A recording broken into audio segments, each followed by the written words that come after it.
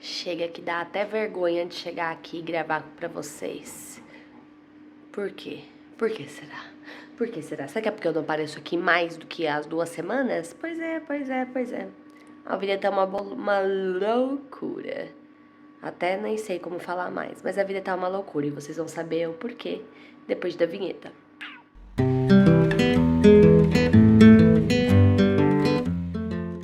Hello, hello, meu povo, tudo bem com vocês? Espero que estejam bem. Gente, tá uma loucura aqui. Eu estou espaçando muitos vídeos do YouTube, eu sei. Mas vim aqui contar um pouco pra vocês como tem sido a nossa rotina. E acho que vocês vão entender o porquê que eu estou aqui falhando um pouco no YouTube.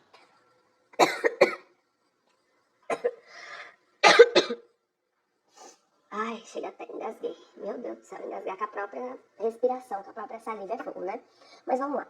Tô aqui fazendo a minha unha, porque a vida tem sido assim.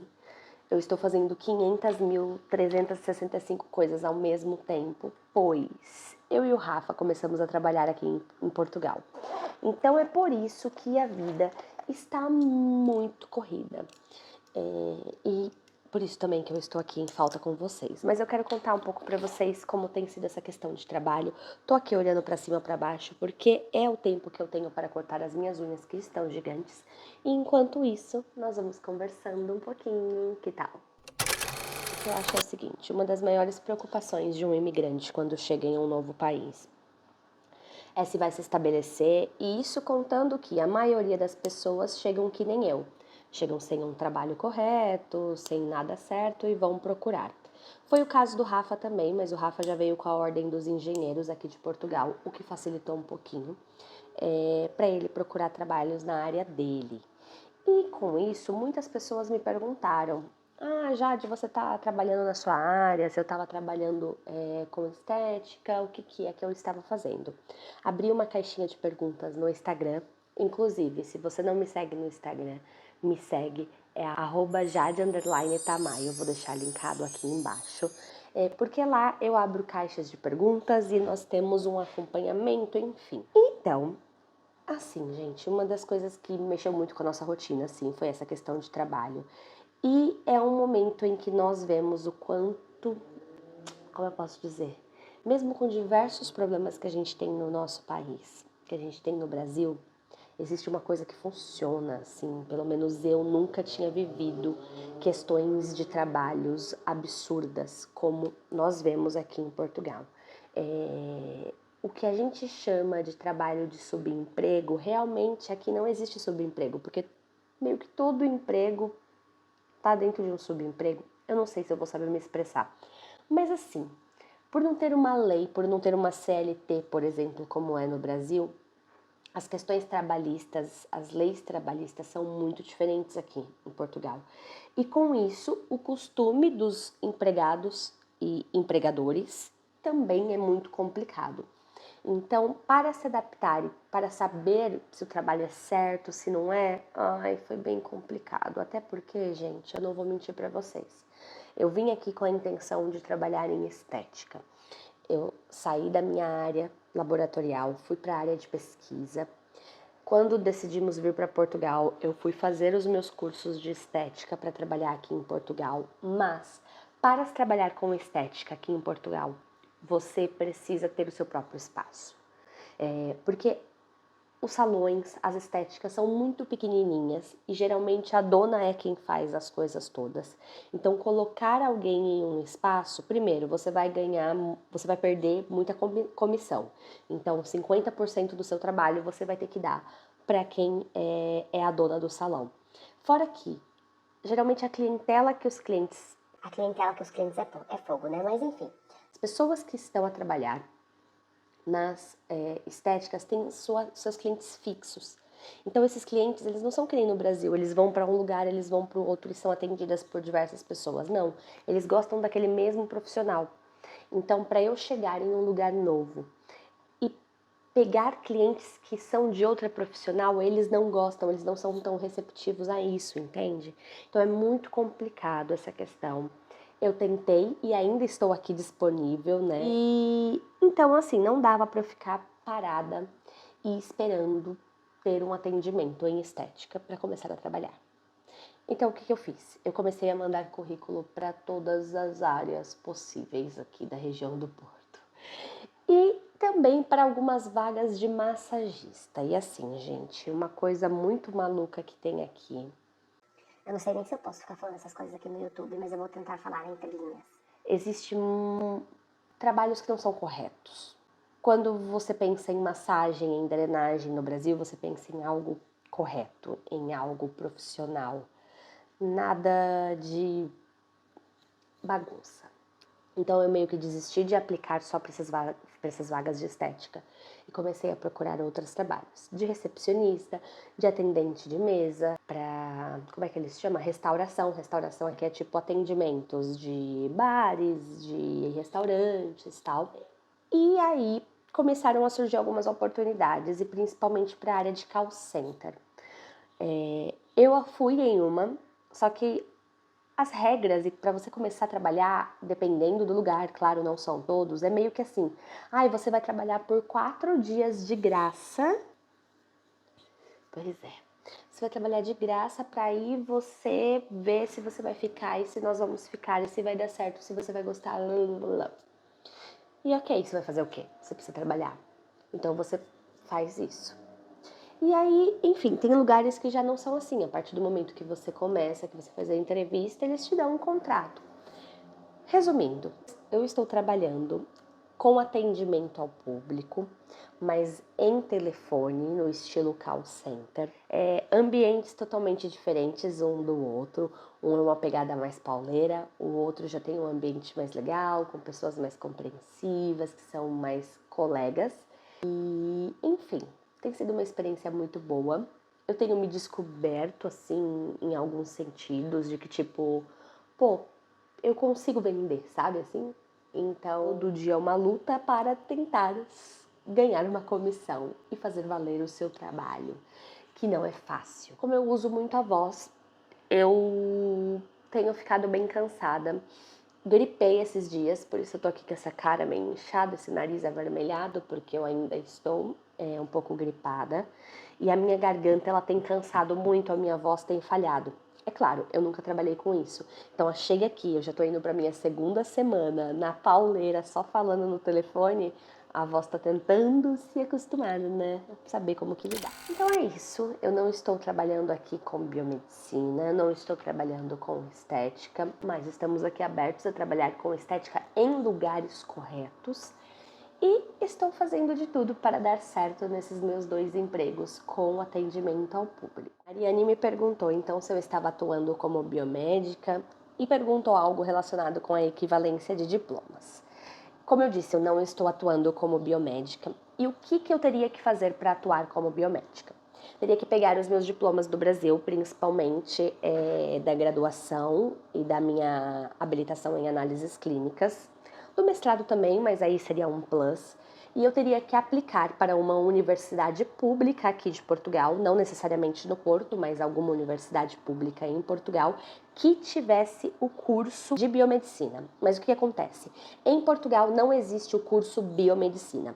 Existe licenciatura para análises laboratoriais, alguma coisa nesse nível, tratando mais de laboratório, ele é bem mais focado.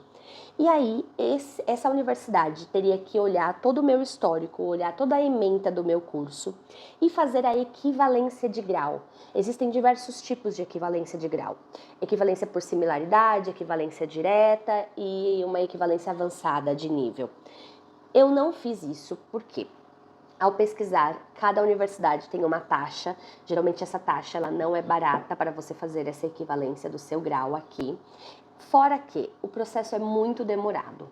Então, o que acontece? Eu teria que pagar esse valor para a universidade e dar os meus documentos. Eles fariam a equivalência, que pode demorar de 6 meses a 2 anos, que é o que eu tenho conversado e visto pessoas que estão assim há 1 ano e meio, 2 anos esperando a equivalência de grau delas, para eles me falarem assim, você consegue atuar, mas assim, não é uma certeza, entende? Então às vezes eu vou investir, eu vou pagar um valor, sendo que pode ser que eu nem consiga a titularidade. E fora isso, Para trabalhar em laboratórios aqui em Portugal, você precisa estar inscrito na ordem dos laboratoristas daqui de Portugal. Nós estamos aqui com um apartamento arrendado, estamos aqui pagando as nossas contas, não queremos gastar todo o dinheiro do Brasil guardado.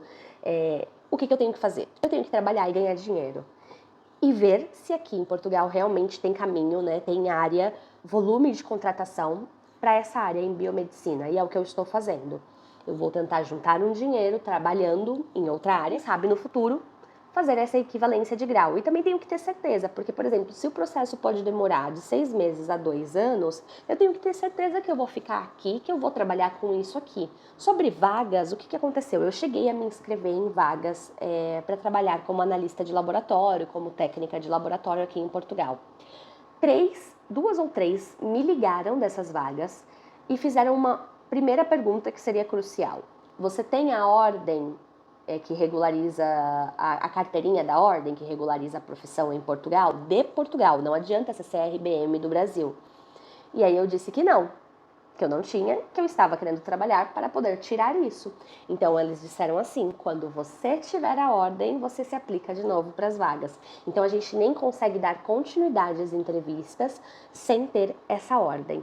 Então não estou atuando como biomédica aqui em Portugal ainda. Manuel perguntou como que são feitas as aplicações para as vagas aqui de Portugal, se é por currículo, se é por ficha, se é por site, enfim. O que eu fiz? Eu cheguei a imprimir alguns currículos e sair entregando, seja para laboratórios, seja para restaurantes, sejam para lojas, eu fiz isso. Mas a maioria agora aqui só aceita candidaturas via online. Seja você mandar por um WhatsApp ou para alguém que trabalha um currículo e funciona assim como indicação, ou por candidatura espontânea no site da empresa. Então, geralmente você entra no site da empresa, vai no campo de carreiras e coloca candidatura voluntária. Ou se tiver vagas ali que se enquadrem com o perfil que você está procurando, você se inscreve naquelas vagas. Mas em Portugal também funciona muito e foi os trabalhos que eu estou fazendo agora foram por esses meios, que são candidaturas através dos sites de emprego. Sejam eles olx.pt, sapo.pt, netempregos, tem alguns também do Facebook, do Marketplace do Facebook. Então vocês colocam lá, empregos de Portugal, empregos Porto, Portugal. E lá tem algumas opções.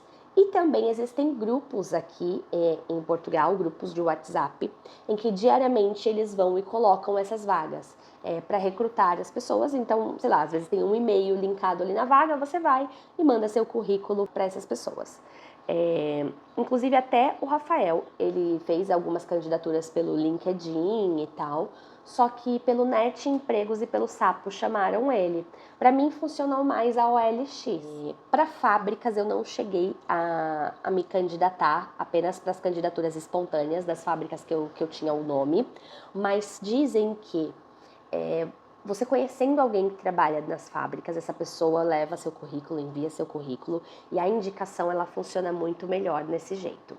Então, como não foi o meu caso, eu não fui empregada para esses empregos fabris, então eu não sei dizer direito. Mas, o que é importante, o nosso currículo feito à mão, assim, do nosso jeitinho no Brasil, ele não funciona muito bem aqui em Portugal. Aqui você tem que ter um currículo que se chama Europass. Se você tem dúvidas sobre essa questão do Europass, como que é esse modelo, como que você faz eles, lembrando que tem pessoas que cobram para fazer o Europass, sendo que existem formas gratuitas de você também tentar fazer. É complicado? É complicadinho, mas se você quiser você consegue, se não você paga para uma pessoa fazer isso. Mas se você quiser saber um pouco mais sobre isso, comenta aqui nesse vídeo, já aproveita, deixa o like, compartilha com aquele seu amigo que está querendo vir para Portugal, para que ele saiba chegar mais preparado com o seu Europass feito, para sair só mandando os currículos para as candidaturas. A Ju Mateus perguntou se eu vim para Portugal com visto de trabalho. E não, Ju, eu não vim com visto de trabalho. Eu vim como esposa de um cidadão português, o meu marido tem a cidadania. Então eu entrei com ele com o nosso casamento transcrito aqui em Portugal. E chegando aqui em Portugal, eu apliquei para residência através do artigo 15, que é o artigo por familiares e cônjuges de cidadãos. Então, eu não vim com visto de trabalho, mas aos empregos que eu me apliquei, não foi algo que eles me perguntaram, já que eu já tinha a entrada na residência através do meu marido. Mas acredito que se você vem na loucura como turista ou realmente para procurar emprego, seja interessante você procurar aplicar para o visto de trabalho ou aplicar para o visto de procura de trabalho, porque hoje é muito facilitada essa questão aqui para Portugal. Você consegue tirar diversos vistos que te facilitam na procura e na busca de empregos. A Brulete maravilhosa encheu aqui a nossa caixinha de perguntas muito válidas e que são perguntas que eu acho que são muito curiosas e interessantes a gente conversar. Vamos lá. Delas é como eu estou conseguindo trabalhar em 2 empregos. Eu tô aqui vivendo uma vida de Julius, né? Enquanto o Rafael é a Rochelle da história de Todo Mundo Odeia o Chris. Mas, o que eu tenho feito? Os portugueses têm um costume, pelo menos aqui, pelo menos no Porto, nossa, pelo menos, né, eu falei. Enfim, pelo que eu vejo, a maioria das pessoas começam a trabalhar em horários mais tardes aqui. Não é que nem no Brasil, assim, que 5 e pouco, 6 horas da manhã, o povo tá saindo para se deslocar para ir trabalhar. Claro, existem pessoas, eu até tenho conhecidos que saem muito cedo para ir trabalhar, mas não é a grande maioria. Geralmente eles entram no trabalho a partir das 9, 9 e meia, 10 horas. Só que, em comparação, eles ficam trabalhando até muito tarde, entendeu? Então, às vezes você tá andando na rua, 8 horas, 9 horas da noite, as pessoas estão saindo do trabalho. No meu caso, como eu estou conseguindo trabalhar em 2 lugares? Eu estou em um part-time, ou seja, eu não tenho uma jornada full-time inteira de trabalho durante o dia. Então, um trabalho eu entro das 9 e meia até as 2 da tarde e o outro trabalho eu entro das 2 e meia até as 20 horas, às 8 horas da noite. Então, eu trabalho em meio período em 2 lugares, por isso que eu consigo conciliar. Se eu estou ficando maluca, eu estou ficando maluca. Inclusive, esse vídeo aqui é uma gravação maluca para tentar não abandonar vocês. E por isso, eu já peço, se você não é inscrito nesse canal, se inscreve. Curte para ajudar a amiga que tá aqui na loucura, com gripe, com cara, tentando cortar a unha e gravar para vocês. Faz esse esforcinho, eu até espero que você. Já foi, né? Ah, obrigada. Ele perguntou também como que foi a minha entrevista e se existiu algum processo diferenciado por eu ser brasileira. Não existe. Eu acho que assim, eles estão super habituados e acostumados com os brasileiros e aos empregos que eu fui procurar, né, que eu, enfim, tive a oportunidade de fazer a entrevista, a maioria que vão lá eram brasileiros, deu para entender? Então assim, eles já estão super acostumados. No meu primeiro trabalho, tem muitas brasileiras. Então, na entrevista, eles já estão acostumados e não mudou nada do processo. O que eu acho que muda é assim, eu não vou mentir para vocês, mas isso é um achismo, não é uma certeza, tá bom? Acho que por nós sermos imigrantes, por nós sermos brasileiros, os salários oferecidos não são os mesmos do que se fosse um português ali para aquela mesma vaga, percebe? Então, eu acho que a gente acaba por ganhar menos, mas isso é um achismo, eu não tenho certeza, tá bom? Com relação à entrevista, foi super tranquila, pelo menos nos 2, eu fui, marquei um horário, chego lá, eles fazem sempre aquelas perguntas meio que normais, quanto tempo que eu tô aqui, se eu vim sozinha, como que eu me locomovo, né, para eles saberem mais ou menos a distância que eu demoro para chegar até o trabalho, aonde eu estou morando, se eu estou gostando e quais eram as minhas experiências anteriores. Por exemplo, eu estou em um call center, é muito diferente do que eu fazia antes. Mas para eles, a questão ali é mão de obra, percebe? Então, meio que não importa a minha formação. Ó, minha garganta falhando. Já tô falando muito com vocês, eu vou ter que tomar água. Ah, meu Deus. Então, não importa muito para eles as minhas experiências anteriores. O que importa é o que eu estou disposta a trabalhar e bola para frente, entendeu? Ainda mais se tratando de call center, se tratando de vendas. O que é importante é você fazer, é você trabalhar, entendeu? Outra pergunta muito comum e que a Bru também mandou é quais os documentos que eu precisei para assinar a minha carteira e se existe carteira de trabalho. Gente, não existe carteira de trabalho aqui. Existem as suas experiências e o que você coloca no seu Europass. Mas não existe um registro. Geralmente os trabalhos aqui, eles funcionam por contrato de trabalho. Então vai depender muito do tipo do contrato de trabalho. Exemplo, o do Rafael é um contrato de trabalho full time. Na minha primeira empresa, é bem maluco para quem não está acostumado, mas é meio que assim, o contrato é de boca. É você ir lá, você trabalhar, você vê quanto que você fez no final do mês e eles te transferem. Ponto. É muito diferente, assim, não existem tantas leis trabalhistas. Eu não sei se esse trabalho é totalmente correto, se isso é certo, se é errado, eu não sei. Eu só sei que eu estou trabalhando e eu preciso trabalhar. Já o meu segundo trabalho, existe sim um contrato de prestação de serviço, no qual eu recebo através da emissão por recibos verdes. O que é isso? É como se eu fosse uma MEI, uma autônoma no Brasil. E aí, no final do mês, dependendo de quanto eu vendi, de quanto eu faturei, eles vão pedir, Jade, emite uma nota, um recibo verde de tanto, e vão me transferir. Então, assim, existe um contrato de prestação de serviço, é algo mais palpável, mas ainda assim não é como a CLT, que nos cerca de benefícios, de regras, de uma segurança. Aqui existe a segurança social, existe sistema de aposentadoria, mas eu realmente não sei como que funciona isso ainda. Eu sei que, para eu que sou prestadora de serviços, eu tenho 1 ano que eu não preciso pagar impostos tendo atividade aberta. Mas após esse 1 ano, eu sou obrigada a pagar os impostos relacionados a isso. E acredito que após esse 1 ano, eu tenho que me informar, tá? Isso eu acho. Eu tenho que já pagar a segurança social, para que se um dia eu ficar doente, se um dia eu engravidar, se um dia eu quiser me aposentar, eu tenha ali recolhido todas as informações relacionadas com isso. E a última pergunta da Bru maravilhosa foi se foi fácil entender o treinamento, se existe algum processo ou coisa que foi muito diferente na adaptação. Bem, com relação à entrevista foi tranquilo de entender. O treinamento também, geralmente as pessoas que dão esses treinamentos estão habituados, né, enfim, a trabalhar e a lidar com brasileiros. E é legal porque nesse momento que você vê os costumes, o jeito de agir, o jeito de falar, que são totalmente diferentes, e também aprende muito com eles. Por lidar aqui com atendimento ao público, gente, eu tô pausando assim porque a minha garganta realmente tá travando, tá? Mas vamos lá, nós vamos conseguir.